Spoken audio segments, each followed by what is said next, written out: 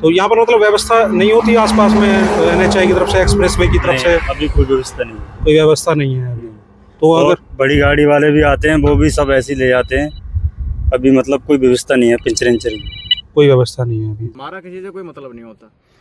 यदि आप गंगा एक्सप्रेसवे पर ट्रेवलिंग कर रहे हैं और बाइक से राइडिंग कर रहे हैं तो भैया अपना पंप साथ लेकर के जाइए। ये मैं ऐसा क्यों कह रहा हूं, देखो हेल्पलाइन नंबर दिया गया है एक्सप्रेसवे का। यदि आपके साथ में कोई दुर्घटना हो जाती है, आपकी बाइक में पंचर हो जाता है तो, और आप टोल देते हैं, आप एंट्री और एग्जिट करते हैं तो उसके नाम पर आपको टोल, चाहे आपका 4 व्हीलर है, आपके पास में 2 व्हीलर है, आपके पास में ट्रैक्टर है, आपके पास में बाइक है, आपको टोल देना ही पड़ेगा। मैंने हापुड़ डिस्ट्रिक्ट ग्राम सदरपुर से एंट्री की और चंदोसी के पास में एग्जिट पॉइंट है, मैंने उसे एग्जिट किया और 130 का मेरा टोल लगा। कितना देना? 130। लेकिन एक्सप्रेस वे पर मेरी बाइक हो जाती है पंचर। गंगा एक्सप्रेस वे पर काफ़ी डिस्टेंस कवर करने के बाद में मेरे साथ में हो गई है एक प्रॉब्लम। मेरी बाइक हो गई है पंचर, है ना, ये पीछे का टायर है जो पंचर हो गया है इसमें। और अभी मैंने हेल्पलाइन नंबर को कॉल मिलाया तो कॉल तो नहीं उठाया गया। अब देखते हैं क्या चीज़ होती है। अब देखो टोल तो लिया है, हेल्पलाइन नंबर पर इनको कॉल पिक करनी चाहिए और बात करनी चाहिए भाई, जब इसी बात की तो हेल्प है ना। लेकिन देखते हैं क्या होता है। और जब मैं कॉल करता हूं हेल्पलाइन नंबर पर तो मैंने काफ़ी सारे कॉल किए, कॉल पिक नहीं हुआ। फिर मैंने अपने दोस्तों की हेल्प ली, मैंने उनको कॉल किया, कम से कम 8-10 नंबर से कॉल किया गया तो किसी एक का कॉल पिक होता है और उसके बाद उनको जब पूरी घटना बता दी जाती है। ये कहानी आधे घंटे तक चलती है, मतलब आधे घंटे तक बहुत सारी कॉल करने के बाद अगर आसपास में हो तो व्यक्ति वैसे भी व्यवस्था कर सकता है अपनी। इसके बाद एक कॉल उठता है, उसके बाद में जो पेट्रोलिंग व्हीकल है वो आता है। टीम आ चुकी है बाद में, हाँ डीएल मैं आपको दे रहा हूँ अपना। उसके आधे घंटे बाद में, मतलब ये कहानी लगभग 1 घंटे तक मुझे वहां पर वेट करना पड़ता है। चलो ठीक है, माना गाड़ी दूर हो सकती है, वेट भी करना पड़ता है, और भी चीजें होती हैं, किसी और को भी हेल्प करनी होती है, किसी और की भी सर्विस देनी होती है। लेकिन जैसे ही पेट्रोलिंग व्हीकल मेरे पास में आता है वो कहते हैं कि आपको गर्मी पड़ रही है तो आपको हेल्प के नाम पर हम कुछ और नहीं कर सकते, आपको हम पानी पिला सकते हैं। यूजर के पास हमें पहुंचना है, हमारे पास यूजर की कॉल आई, हमें उनके पास पहुंचना है। जैसे गर्मी हो रही है, पानी पिला दो उन्हें, है ना, मिस्त्री से बात करवा दो, जो मिस्त्री का और आपका रहेगा वो है। हमारा किसी से कोई मतलब नहीं होता। तो यार बाइक का 200 थोड़ी लगता होता है, वो मैं खुद बोल रहा हूँ आपके सामने, मैंने बोला नहीं कि बाइक का 200। तो फिर ठीक है, नॉमिनल चार्ज करवाओ। देखो मैं चार्ज का, मैं वही बता रहा हूँ ना भैया, अगर मैं पैसे ले रहा होता तो मैं तो उसको ही कहता, मेरे को ना उससे भी लालच है ना आपसे। मुझे आपके पास हम मिस्त्री की व्यवस्था कर सकते हैं, लेकिन वो अच्छी बात है, मिस्त्री की व्यवस्था कर सकते हैं, लेकिन वो मिस्त्री पंचर का चार्ज मांगता है 200 रुपए। अब मुझे एक बात बताओ, जब हमें टोल ही देना है, टोल देना है, उसके बावजूद 200 रुपए पे करना है, तो फिर इनकी कहां हेल्प हुई? क्या करूं भैया इसका? लगा दो यार। फिर दुकान के लिए देखो नहीं करें, दुकान पे ले चलो। दुकान पे जाओगे, बताओ कैसे करूं? अब कितनी वीडियो बना लो, इससे क्या होगा ये बताओ? पेज बनने से कुछ नहीं होता। आप ये बताओ कि मैं इसे कहाँ रख के ले रहा हूँ? अगर आपको वीडियो देखो, अगर मेरी गाड़ी में केस पेश हो तो बताओ। नहीं वो तो बात ठीक है, लेकिन जो बात हुई थी हेल्पलाइन नंबर पे वो तो यही हुई थी कि आपको हम कट के पास में छोड़ देंगे। कट के पास? अब बताओ कैसे छोड़ूंगा? आप चलाओ बाइक में, आप आगे पीछे आ जाओ, कितना हो जाएगा और बताओ कैसे करूं? नहीं फिर आप क्या हेल्प कर सकते हो मुझे बताओ यार भैया बताओ यार, और क्या तो बताओ, बताया तो दे दूं मैं। नहीं जब ये भाई साहब कह रहे हैं कि दुकान पे जाना पड़ेगा तो बाइक अब कैसे जाएगी, वहाँ कैसे ले जाऊँ? पीछे चले जाओ आराम से।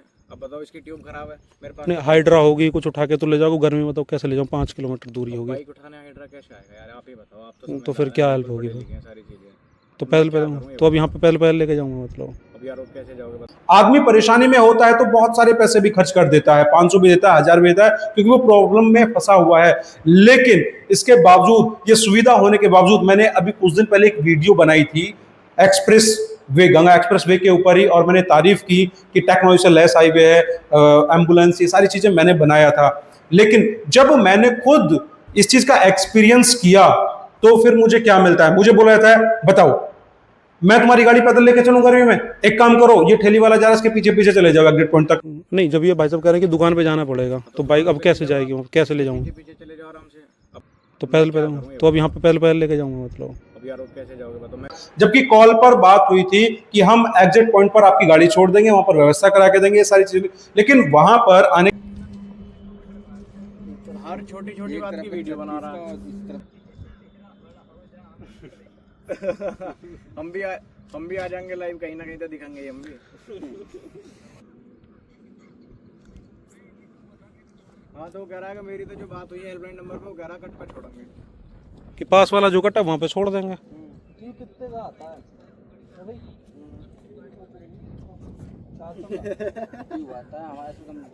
क्या करो बताओ। के बाद में एक सज्जन कहते हैं आकर के कि हमारे पास में व्यवस्था ही नहीं, हम कैसे लेके जाऊं, मैं कैसे लेके जाऊं आपकी गाड़ी। और कह रहे मैं वीडियो बना रहा था, तो कहते देखो छोटी छोटी बात की वीडियो बनाई जा रही है। और किसी से वो सज्जन बात कर रहे थे फोन पर, उधर से आवाज आ रही थी, मुझे उसका रिकॉर्ड नहीं कर पाया, तो आई थी आवाज कि एक काम करो, इनकी बाइक सर पे उठा के लेके चले जाओ। तो जब टोल भी लिया जाता है, सर्विस चार्ज हम देते हैं, हमेशा हमेशा तो परेशान नहीं करते इन लोगों को। भाई मजबूरी आती है तभी परेशानी आती है, तभी इनको कॉल किया जाता है, और हर कोई व्यक्ति कॉल भी नहीं करता। लेकिन फिर मुझे एक बात बताओ, ये टोल किस बात का लिया जाता है? और जब लिया जा रहा है तो इसकी सर्विस इनको देनी चाहिए। तो अब आप भी सावधान हो जाइए, यदि आप जा रहे हैं तो भैया पंप लेकर के जाइए। अब टोल देना है नहीं देना है, तो मेरे को नहीं लगता कि ऐसी व्यवस्था में इनको टोल चार्ज करना चाहिए। क्या मतलब है टोल का, कि जब इस प्रकार की सर्विस नहीं मिल रही है और ऊपर से इस प्रकार से बोलते हैं कि हम लेके जाएं बाइक को, पैदल लेके चले जाओ। जब पैदल ही लेके जाना है 3-4 किलोमीटर, तो फिर हेल्पलाइन नंबर को क्यों? देखो एक सजेशन मैं देता हूं, एक्सप्रेस वे पर जो भी हैं, इससे अच्छा तो आप प्राइवेट नंबर लगा दीजिए। जो आसपास के लोग हैं ग्रामीण इलाके के, वो खुद से खुद आकर के आ जाएंगे और हाई चार्ज करेंगे। वो व्यवस्था अच्छी है, वो कम से कम जल्दी तो आ जाएंगे, फास्ट तो आ जाएंगे। लेकिन जब इस प्रकार की हरकतें होंगी तो मेरा नेगेटिव रिव्यू है बिल्कुल गंगा एक्सप्रेसवे की सर्विस को लेकर के।